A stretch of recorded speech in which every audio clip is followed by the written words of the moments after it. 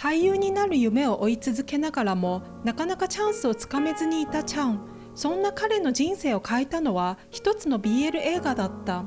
主演オーディションで相手役を務めたのは人気俳優ジェン。チャンを見つめる視線も触れ方もまるで本当に恋人を愛しているかのような熱量で、監督も思わず息を飲むほどだった。そしてオーディションが終わるとジェンは自ら監督に相手役はチャンしかいないと推薦する。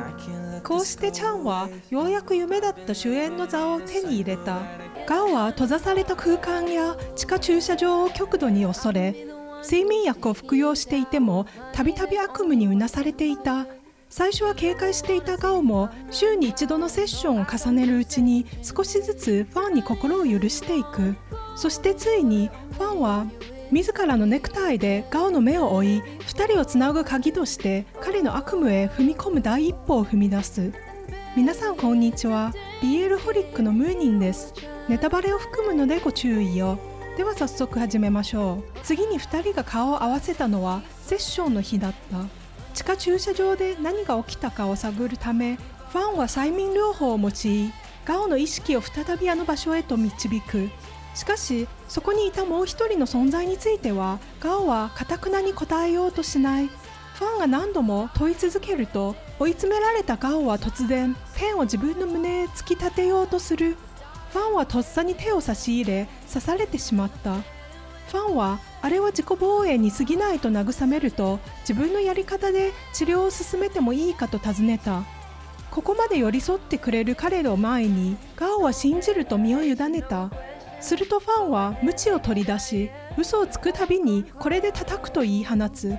案の定鞭が落ちるたびにガオは隠していた本音を少しずつ吐き出していく。ジャスティンが怖いこと、ゲイポルノを見たことがあること、リンには全く浴場できないこと、さらに追求されるとついに自分が好きなのはファン医師だと告白する。ガオはついにかつて男にレイプされたことを打ち明ける。その告白を聞いたファンは言葉もなくガオを強く抱きしめた。診療室に戻るとガオはあの日誰かに見られることが怖くて助けを呼べなかったと打ち明ける。さらに体が快感に反応してしまったことで自分は獣のようだという罪悪感から今も抜け出せずにいた。フ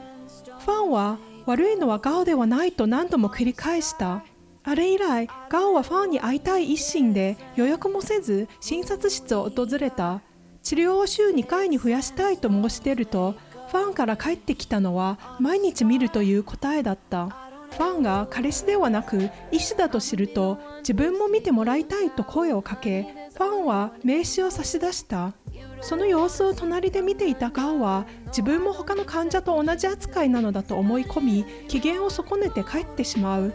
ところが家に着くとファンからの実費の手紙が届いていた。そこに綴られた思いを知ったガオは自ら電話をかけ、病院でわがままを言ったことを謝る。理由を問われるとガオは自分だけを見てほしい、嫉妬してしまうと隠すことなく本音をこぼした。治療シーンを終えた直後、次はちゃんと先輩の NC シーンだと知らされたのだ。モニター越しに見守るしかできないジェンだったが、暴行を受ける演技の最中、苦しそうなチャンの口から漏れたのは先輩ではなくジェンの名前だった。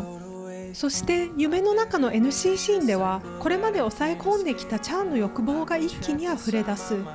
演技の最中にもかかわらず限界を迎えたジェンを見た監督は、撮影が終わると続きのシーンを撮れるかと尋ねるが、ジェンは黙って首を横に振ることしかできなかった。ホテルに戻るや否やジェンはチャンの部屋を訪れ、自分たちのことをどう思っているのか初めて真正面から問いかける。しかしチャンは役に入り込みすぎているだけだと答え、2人の間に生まれた感情を全て否定してしまう。その言葉にジェーンは何も返せなくなり、代わりに傷へ薬を塗ると言って無理やりしゃがみ込む。だが目の前からまっすぐ自分を見つめるチャンの視線に気づいた瞬間、張り詰めていた理性は完全に切れた。再び唇を重ねた2人だったが、その時突然ドアを叩く音によって終わりを告げる。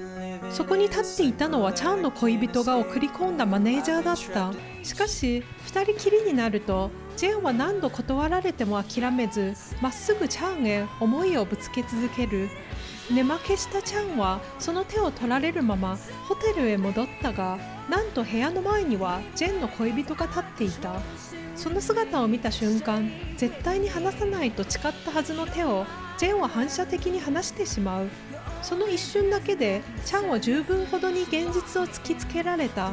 自分の部屋に戻ったチャンはその場に崩れ落ちる。恋人は昨日2人が手をつないでいたことを見ていたと打ち明け、これ以上ジェーンに手を出すなと静かな口調ながらも強い態度で牽制した。チャンは何も言い返せず、ジェーンが戻ってきた頃には料理はもう喉を通らなくなっていた。チャンは席を立ち、一人雪の降る夜へ歩き出す。少しして電話が鳴るが、画面も見ずに電話するくらいなら追いかけてこいと怒りをぶつける。しかし聞こえてきたのはジェンではなく恋人の声だった。帰ってくるのと尋ねられたチャンはわからない、少し時間が欲しいとだけ答え、静かに電話を切る。すると背後から追いかけてきたという声が聞こえた。振り返るとそこにはジェーンが立っており、店を出てから472歩、そのすべてをジェーンは黙って後ろから歩いてきたのだ。その言葉を聞いた瞬間、これまで逃げ続けていたチャンは初めて自分の意思でジェーンへ歩み寄る。別れるから、そう告げるチャンにジェーンも迷うことなく、俺も別れると約束する。しかしその約束を遠くからチャンの恋人が凍りついたまま見つめていた。